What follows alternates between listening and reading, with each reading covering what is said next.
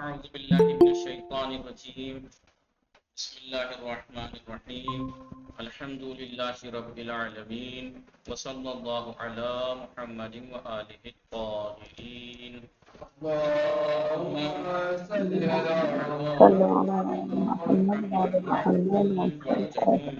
السلام عليكم ورحمة الله وبركاته. وعلیکم السلام ورحمۃ اللہ وبرکاتہ. خیریت سے آپ سب لوگ ٹھیک ہیں؟ جی الحمدللہ. ہماری گفتگو جی علی عباس افنان اور آپ لوگ ٹھیک ہیں؟ سب لوگ آغا فہیم صاحب آپ ٹھیک ہیں؟ نشاط فاطمہ نقوی آپ ٹھیک ہیں؟ صاحب بطول تحسین فاطمہ خانم آپ سب لوگ ٹھیک ہیں؟ جی الحمدللہ آپ ٹھیک ہے؟ جی الحمدللہ شکر. ہماری گفتگو چل رہی تھی کتاب صرف سادہ میں. کس چیز کے بارے میں صرف سادہ میں چل رہی تھی؟ کس چیز کے بارے میں؟ لیکن جو ہم نے بتایا تھا کہ بخش فعل ہم پڑھ رہے ہیں، 4 حصوں میں تقسیم تھا بخش فعل، اور اسی میں بتایا تھا کہ بخش فعل میں 4 مبحث میں تقسیم کیا ہے، جس میں پہلا مبحث ثلاثی مجرد سے مربوط ہے، وہ ہم نے پورا پڑھ لیا. سب سے بڑا مبحث یہی تھا. اب تھوڑا سا یہ ہے، ٹھیک ہے، اب چھوٹے چھوٹے ہیں. اب ثلاثی مزید کا ہم شروع کرنے والے ہیں. پہلا مبحث ثلاثی مجرد سے مربوط تھا. فعل ثلاثی مجرد سے ریلیٹڈ ساری گفتگو تھی. فعل معطل، فعل مضاعف، فعل محموس، ماضی معلوم، مضارع معلوم، امر معلوم، ماضی مجہول، مضارع مجہول، امر مجہول. جی یہ سارا جو ہم نے پڑھا تھا سب کس سے ریلیٹڈ تھا؟ ثلاثی مجرد سے. اب ثلاثی مزید بھی سے ریلیٹڈ ہم پڑھیں گے دوسرا مبحث. پھر اس کے بعد تیسرا مبحث میں رباعی مجرد اور مزید، اور پھر فعل ثنائی ہو جائے گا. جی لہذا آئیے. بتایا تھا کہ فعل ثلاثی مجرد، جی ثلاثی مجرد آپ نے پڑھا حروف اصلی. ثلاثی مجرد میں آپ جانتے ہیں کہ 3 حرف اصلی ہوتے ہیں ثلاثی مجرد میں، اور اصلی کے علاوہ کچھ زیادہ نہیں ہوتا. ٹھیک ہے جی. اب اس کے بعد بتائیں گے کہ فعل ثلاثی مزید مبحث دوم، مبحث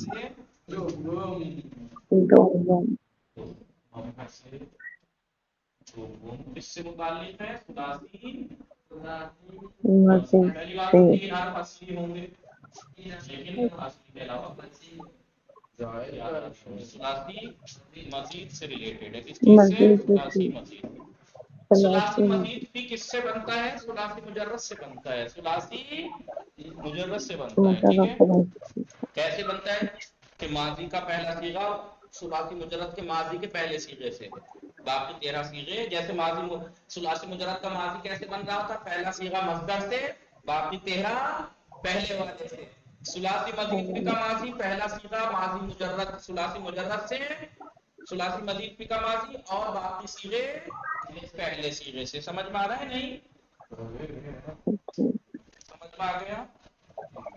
لہذا ثلاثی مزید بھی وہ ہے کہ جس کے ماضی میں 3 حرف اصلی کے علاوہ کچھ زیادہ بھی ہو، کچھ زیادہ بھی.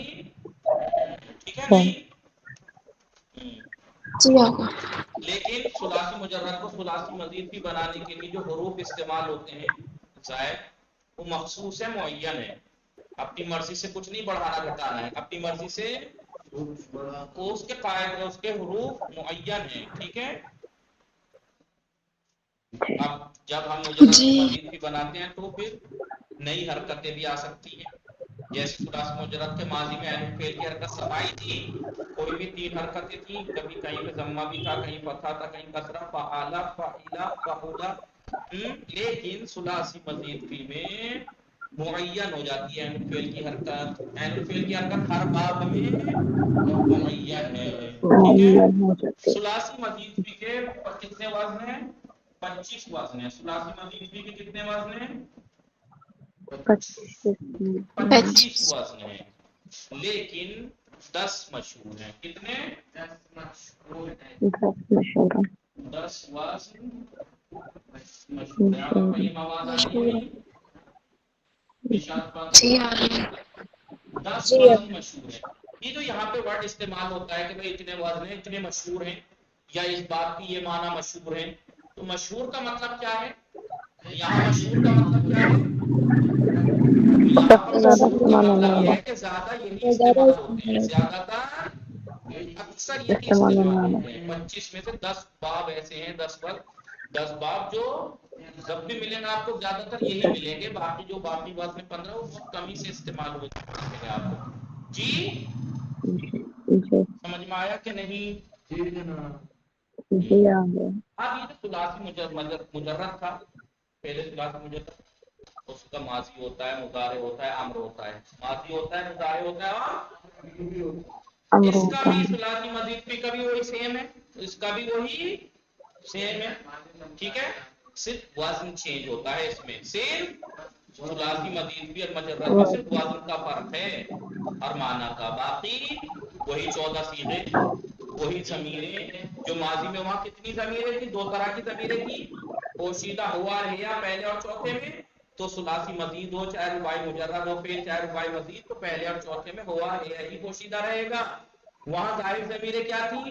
دوسرے صیغے میں الف تھی، ماضی میں تیسرے میں واو تھی، پھر چھٹے میں جی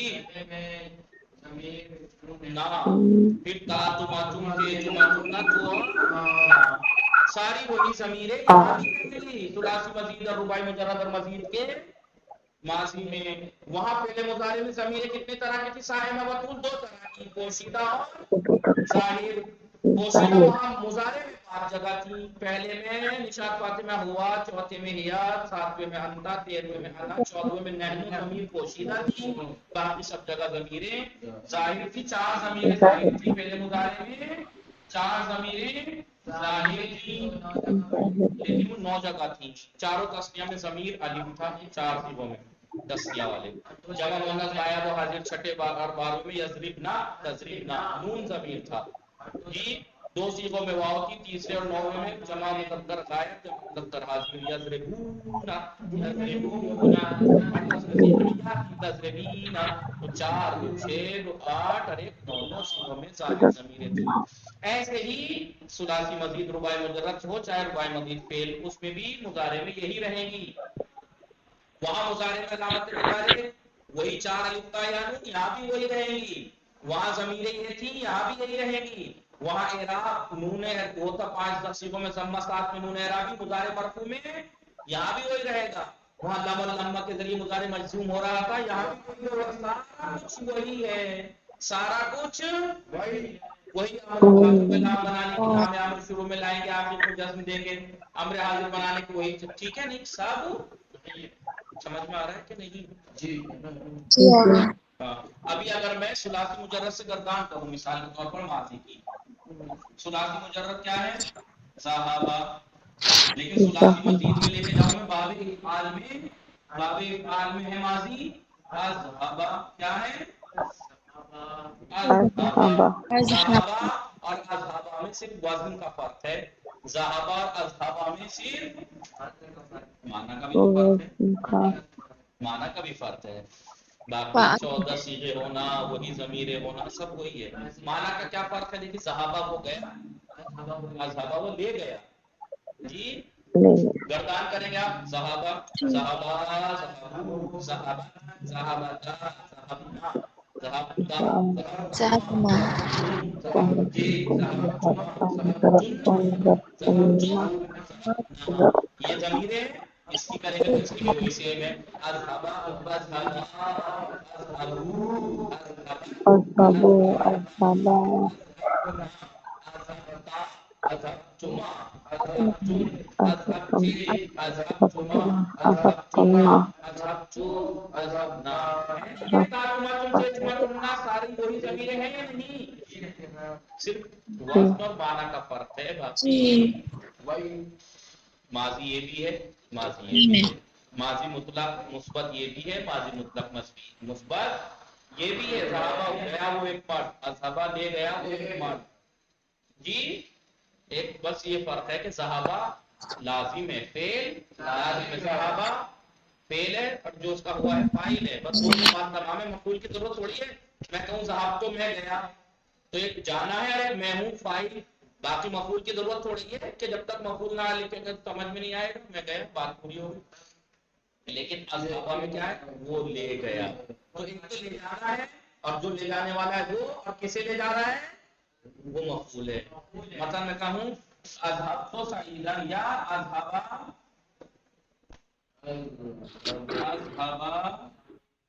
سعید لے گیا کسے؟ خالد۔ سعید خالد کو لے گیا، لیکن یہاں صرف تھا ذهب سعید، سعید گیا۔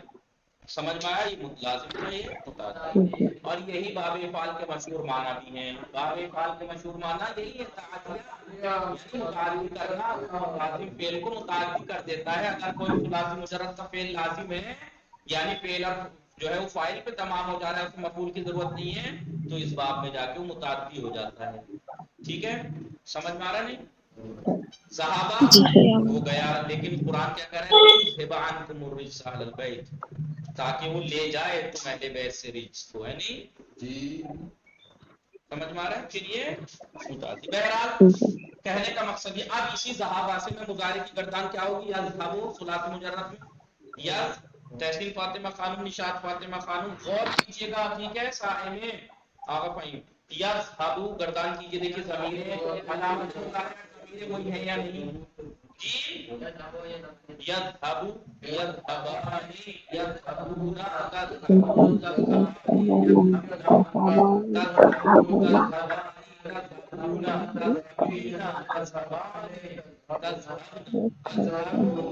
تذهبون۔ اس کا مضارع ہے یذهبوا، یذهبوا یذهبانی یذهبونا، کوئی واو ہے؟ یذهبوا یذهبانی یذهبنا، تذهبوا تذهبانی تذهبونا تذهبینا تذهبانی تذهبنا، تذهبوا تذهبوا، وہی ضمیر یہاں بھی ہے، وہی ضمیر یہاں بھی ہے، بس وزن کا فرق ہے۔ اور ایک فرق اور آپ کو نوٹ کیا گیا ہو تو، اور نوٹ کیا فرق کیا ہو تو، جیسے یذهبوا میں جو کہ ثلاثی مجرد تھا مضارع، اور یذهبوا میں کچھ ظاہری فرق دکھائی دے رہا ہے کیا؟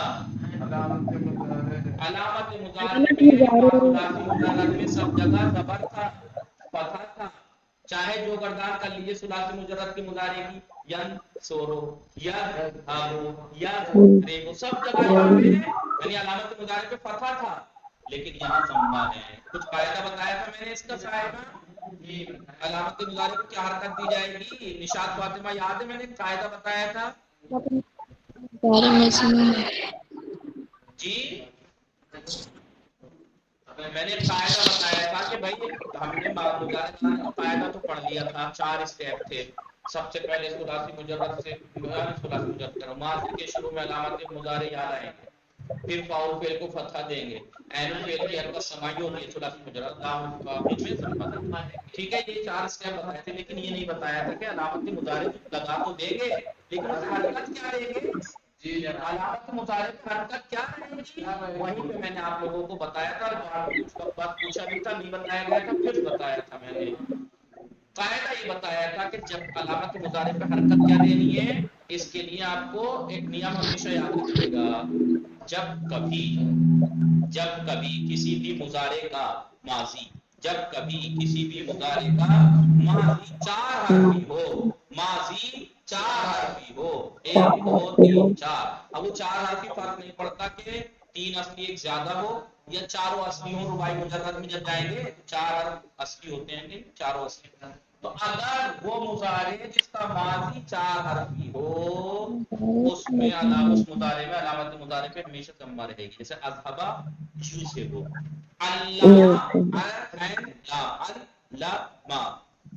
علم یعلم جی، سمجھ میں؟ زارب زارب یزارب، تو وہ مضارع جس کے ماضی میں 4 حرف ہوں، جس کے ماضی کے پہلے صیغے میں 4 حرف ہوں، اس مضارع کی علامت مضارع پہ ضمہ آتا ہے، لیکن وہ مضارع جس کے ماضی میں 3 حرف ہوں یا پھر 4 سے زیادہ ہوں، یا تو 4 سے کم ہوں یا 3 حرف، یا 4 سے زیادہ ہوں، تو پھر علامت مضارع پہ ضمہ آتا ہے، فتحہ آتا ہے، یہ یاد رکھنا۔ دیکھیے 3 حرف ہیں دیکھیں یذهب پتہ ہے نہیں، 4 سے زیادہ کی مثال دوں آپ کو، 4 سے زیادہ کی مثال کے طور پر افتعال،